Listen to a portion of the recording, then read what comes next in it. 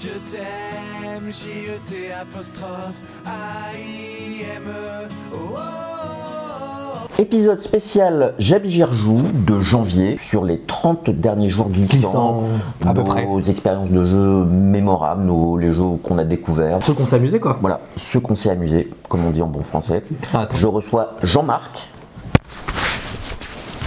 Mais c'est Jean-Charles! Ben oui! Je reçois Jean-Charles, champion de pliage sans forme. Alors à ce propos, on a annoncé dans la vidéo précédente le gagnant de notre concours, qu'on aura probablement déjà contacté dans l'intervalle. Ouais. Alors Jean-Charles, on attaque tout de suite sur les chapeaux de roue. Ouais. Je suis très perturbé parce que je vois double Jean-Marc, Jean-Charles. Enlève ta cravate. Ah, Non, il y a une micro-cravate qui est dessus. mais c'est Superman! Alors, récemment, j'ai participé à des playtests sur un jeu qui s'appelle City Tricks. City Tricks. Ouais. Comment t'écris ça?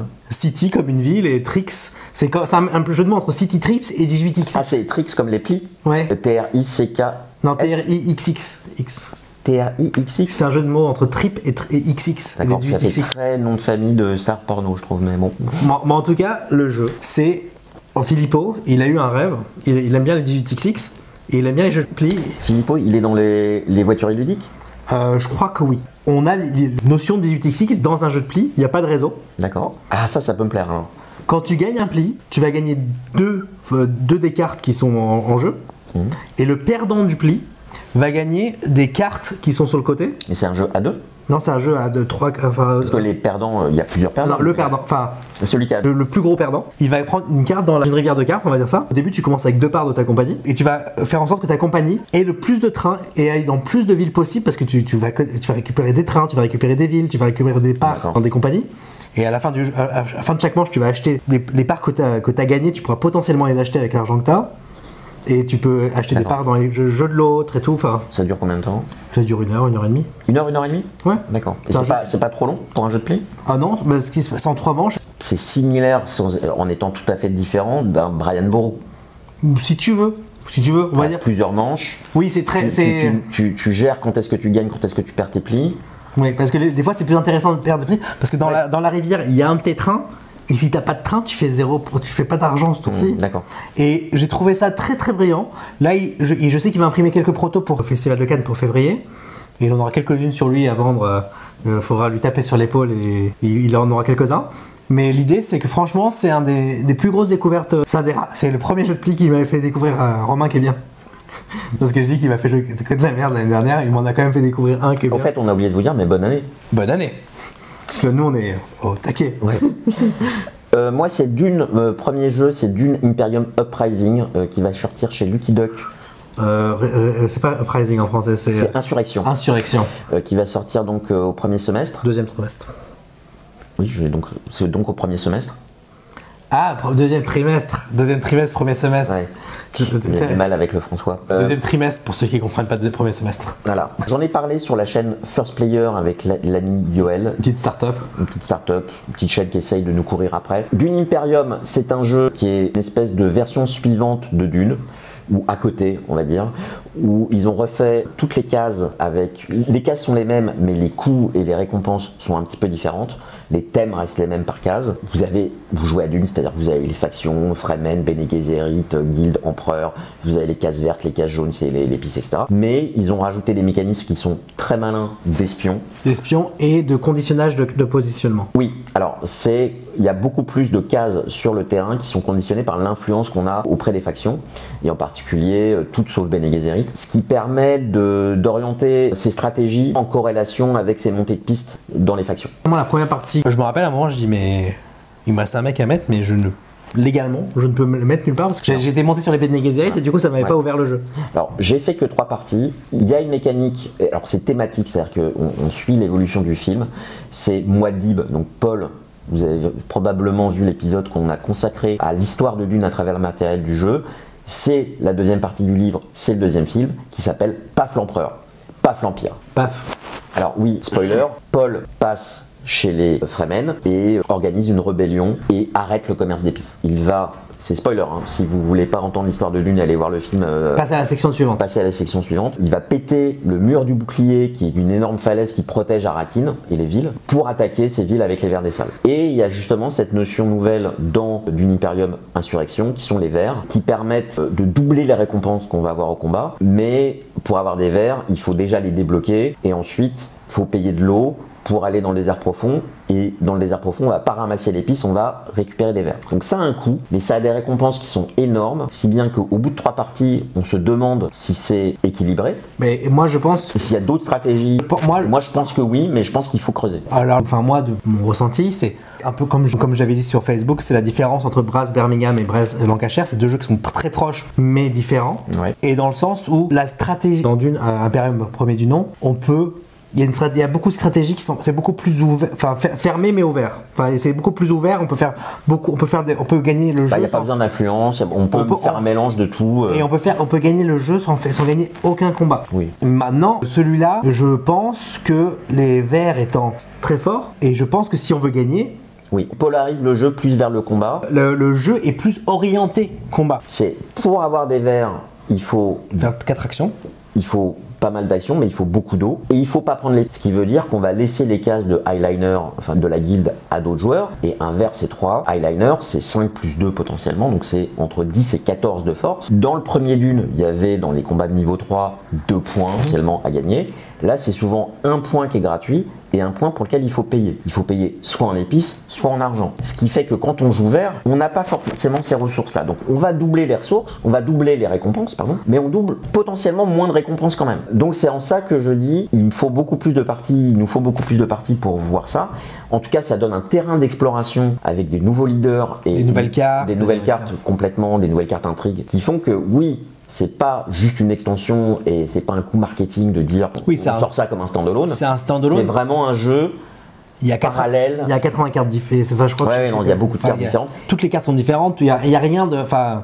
Ouais. Il y a juste les jetons qui sont similaires. Ouais. Enfin, oui, c'est ça. Le principe de jeu, il y a quand même un corpus de règles de 95%. C'est comme la différence. C'est ça reste très intéressant avec des personnages qui sont plus ou moins difficiles à appréhender, avec des pouvoirs différents. Et c'est nous. Mais en tout cas, comme vous l'avez vu dans notre top 5 récemment, moi Dune est dans mon top 5 et ça me donne un espace d'exploration qui est absolument fantastique. Exactement. Le prochain, moi j'ai joué à Ark Nova, Mission Marine. Ark Nova, c'est le jeu auquel j'ai plus joué toute l'année, tout confondu, j'en ai fait beaucoup trop, notamment avec BGA. Mais là j'ai essayé l'extension Mission Marine. Ils auraient pu vendre juste les figurines pour le prix qu'ils ont vendu l'extension, et ils en auraient vendu. Et j'ai payé plus pour ces figurines. Voilà. Sur Etsy. Ce qui se passe, c'est que je pense qu'ils comprennent pas à qui ils s'adressent. Ils auraient vendu les figurines à 20 balles et l'extension à 20 balles, ils auraient fait plus d'argent. Super Meeple, vous pouvez monter les prix, on achète. Hein. Voilà, donc Super Meeple, si vous voulez des conseils sur comment faire plus d'argent, je fais du consulting. En toute modestie. En toute modestie.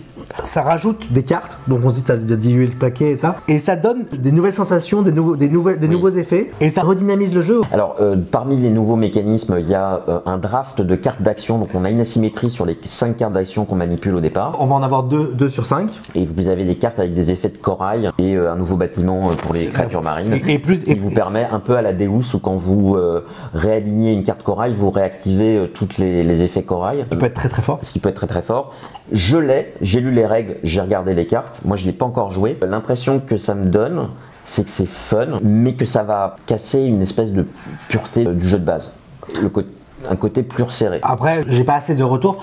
J'ai l'impression. J'ai 0 retour. Donc, moi, ce que je vois, c'est qu'il y a quand même quelques cartes qu'on draft au début qui sont très trop fortes, et contre certaines qui m'ont l'air plus faibles. En revanche, ils viennent rééquilibrer certaines cartes objectifs qui étaient trop dures de la boîte de base, et ça aussi ça vaut le coup même de prendre ces cartes pour les incorporer au jeu de base, même si on joue pas avec les extensions, les autres cartes de notamment l'objectif rocher, goutte d'eau, et ils ont projet de conservation aussi.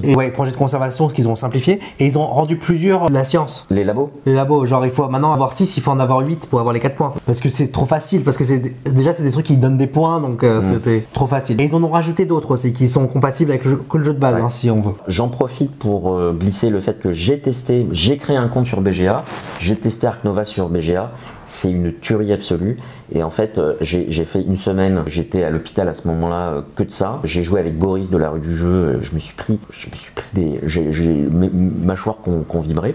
J'en ai gagné 1 sur 4, mais je suis sorti de là épuisé. Et c'est vrai que l'interface déjà est géniale. J'ai pas refait de partie depuis, je vais peut-être m'en relancer. Mais s'il y a un vrai danger à drogue dure, quoi. Bah moi, pendant que je testais, je crois que j'en ai fait 50 ou... Mais en un mois, hein. De fait, Ark Nova, c'était à la fin de l'année dernière, est passé dans les jeux les plus joués de l'année en incorporant BGA, alors que j'y ai joué au mois de décembre, quoi. Donc en tout cas, l'extension, moi, je la valide. Ça a le label Jean-Charles Matet. Et voilà. Ouais, c'est pas Jean-Marc. Honnêtement, si vous voulez pas faire le draft, c'est optionnel, hein, vous pouvez juste rajouter les poissons. Voilà. Parce que ça, C'est des modules. C'est des modules. Hein. Alors moi, le jeu suivant, c'est un jeu que j'ai découvert justement grâce à Boris. C'est Metropolis. Donc J'ai pas été invité. T'as pas été invité, tu étais disponible et t'as pas été invité. C'était un jeu d'enchères et de positionnement de bâtiments sur un plateau. Roxley en fait une édition augmentée de luxe qui s'appelle Skyrise, qui est en Kickstarter. Vous pouvez la récupérer chez Golden Meeple, il l'a pledgé pour vous. Donc vous pouvez aussi l'avoir à 15 € sur Ocaseo. Ce qu'on appelle un instant classique, c'est-à-dire vous y jouez et c'est génial tout de suite.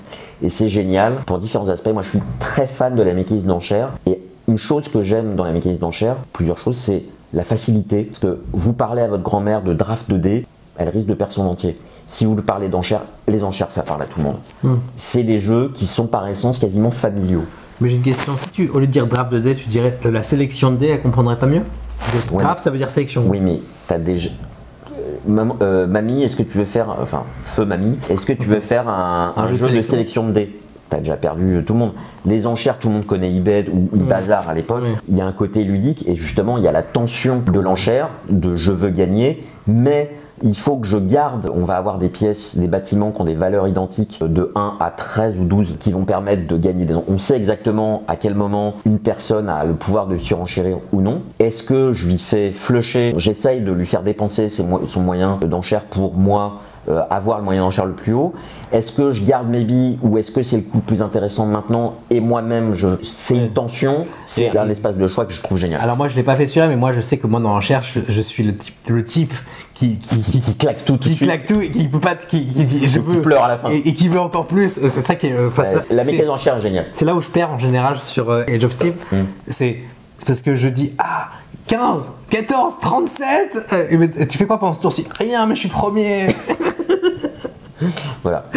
Et ben, je te ferai découvrir Metropolis et c'est un jeu, il sera dans mon 10 par 10 probablement en fin d'année prochaine. Donc ça veut dire jouer 10 fois le jeu, jouer à 10 jeux. Oui, mais j'aurais joué au moins 10 fois ce jeu-là. Oui, c'était ça que Parce qu'en plus les parties sont courtes. J'explique au 10 par 10. Alors, le prochain, moi c'est un jeu que j'aime beaucoup qui s'appelle Food Chain Magnet. C'est un jeu où on tient un restaurant. On commence, on n'a rien, on est le CEO, on monte une petite start-up et à chaque tour on va recruter, on va faire de la pub et on va faire en sorte que les gens achètent de la bouffe qui ont été intéressés par la pub. Parce que si on leur fait pas de la pub, ils savent pas ce qu'ils veulent les gens. C'est un jeu où je suis excessivement mauvais et c'est la première fois que j'arrive deuxième et je suis assez fier de moi. Parce que c'est un jeu où, par exemple là concrètement les scores c'était, le premier avait 600, moi j'étais à 500 et le dernier il avait 50. Oula.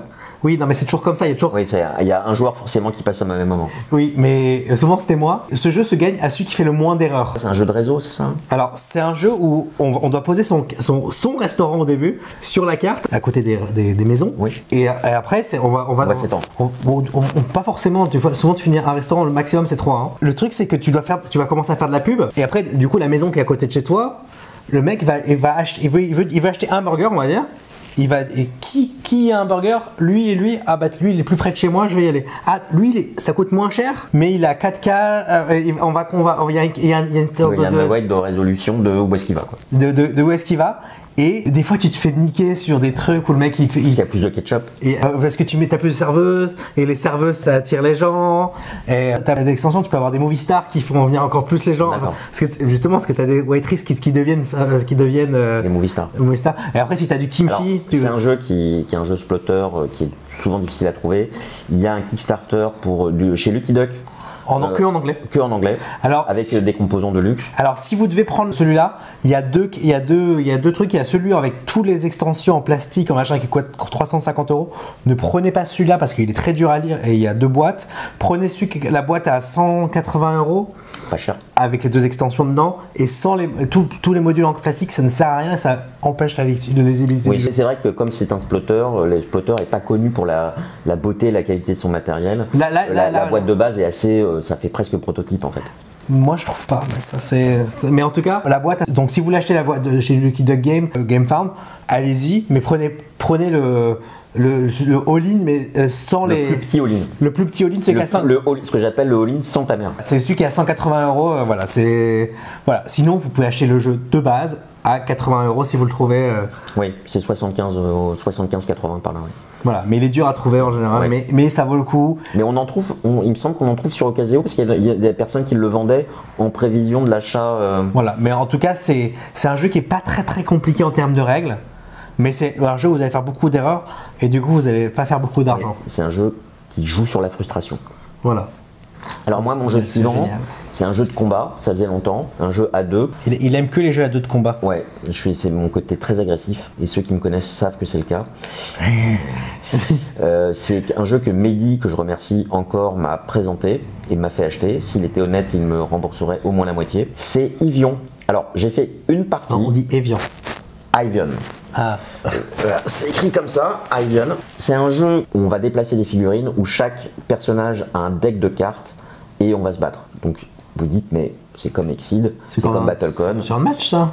C'est comme un match, sauf que vous avez un autre système de combat qui va être lié à des ressources, dépenses de ressources, d'énergie et de puissance. Et quand vous jouez les cartes, ça va vous coûter de l'énergie, potentiellement vous rapporter ou vous coûter de la puissance. Vous avez un tableau, c'est pas comme Exceed ou Battlecon où c'est une ligne, c'est en 2 dimensions et vous allez pouvoir placer des pièges sur des cases qui vont avoir des effets sur les cases adjacentes et sur la case. Et surtout, vous avez plusieurs saisons et dans chaque boîte d'une saison, vous allez avoir 2 classes. Nous, on a joué Invoker versus Archmage. Vous avez des decks de base et vous avez de quoi construire vos personnages. Il y a un système de ce qu'il appelle Hero Crafting où soit on va mélanger 2 classes de personnages. Je connais pas le jeu, c'est pour ça que j'écoute attentivement. Oui. Je peux pas l'interrompre pour une fois. Soit on dit je reste 100% Archmage et typiquement j'ai des cartes Archmage en plus et je peux façonner mon deck. Donc il y a un petit goût, ça se situe entre du Exceed et du Flesh and Blood, parce qu'il y a un côté construction de deck. Alors évidemment, si vous prenez un jeu de cartes à collectionner comme Flesh and Blood, vous dites, il y a déjà ce principe de j'ai une classe, potentiellement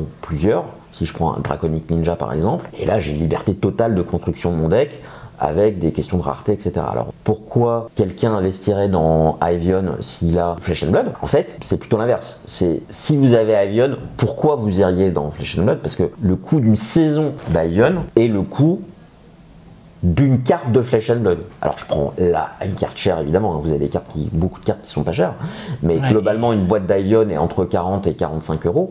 Pour toute une saison, il y a combien de cartes là-dedans? Une saison c'est 3 boîtes. Ah d'accord. Pour l'instant. Donc pour 150 €, allez, on va dire, en TTC, frais de port compris, vous avez une saison avec 6 personnages, 6 classes, des cartes en plus qui vous permettent de faire du hero crafting, etc. D'accord, donc une centaine de cartes, 205 cartes, juste à peu près, juste.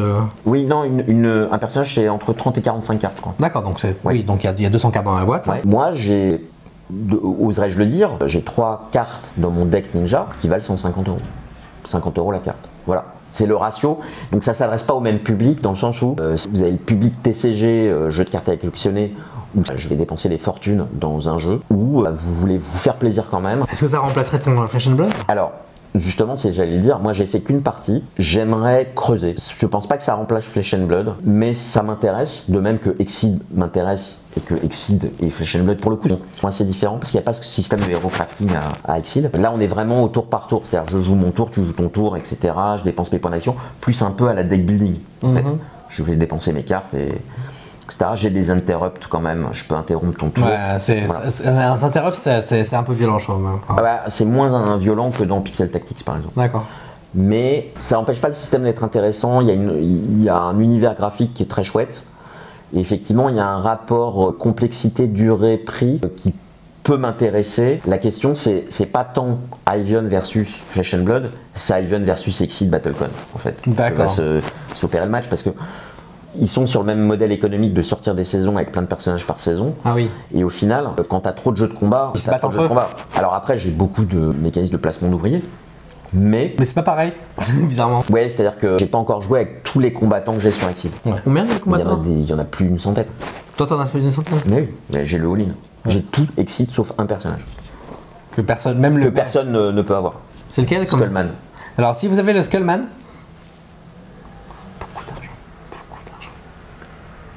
Contactez-le. C'est mon agent. et maintenant c'est l'update de la pile de la honte. Alors la pile de la honte a vachement progressé parce que Ça fait un petit moment qu'on n'a pas fait d'update, ouais, d'accord. je suis à 26%, mais c'est un peu biaisé. Je vais expliquer pourquoi. Alors j'ai vendu beaucoup de jeux. J'ai vendu beaucoup de jeux et j'en achète toujours, mais quand même beaucoup moins. Suite à notre vidéo sur SN. Alors, quand ils vendent des jeux auxquels il a déjà joué, bah, ça fait monter la stat. Oui, ça fait monter la stat et j'ai pris mes pertes, ce que j'appelle prendre mes pertes. J'ai vendu des jeux auxquels je n'avais pas joué. Ok, il s'est dit finalement, j'y jouerai plus jamais. Ouais, la hype est passée, ça traîne. Et en fait, quand systématiquement on choisit un autre jeu, c'est qu'on choisira jamais ce jeu. Et il est temps de s'en séparer. Ouais. C'est tout. Alors c'est un peu faussé parce que j'ai découvert l'option, je crois que c'est toi qui me l'avais montré, sur BG Stat, de pouvoir rentrer les extensions avec lesquelles on jouait. Vraiment, Unmatched, Exceed et BattleCon, j'avais qu'une seule entrée et tout rentrait là-dedans quand je faisais des parties et je mettais les rôles. Maintenant, je mets les boîtes. Je mets les rôles, mais je mets aussi les boîtes. Ce qui fait que j'ai beaucoup plus de boîtes rentrées sur BG Stat, ce qui fait que ça dilue un peu la pile de la honte aussi. Mais il se trouve qu'en absolu, si on regarde le chiffre brut que je vous tairai car c'est la honte, j'ai quand même bien baissé. C'est un chiffre entre 1 et 1 million. Oui. Voilà. Donc je suis en bonne voie. Je suis en bonne voie. Je suis en bonne voie. Et je m'arrête quand je veux. Je m'appelle Joël et je joue. C'est la de quoi il a que Je suis en bonne voie. Je suis en bonne voie. Je ne suis pas un addict. Au revoir. Au revoir.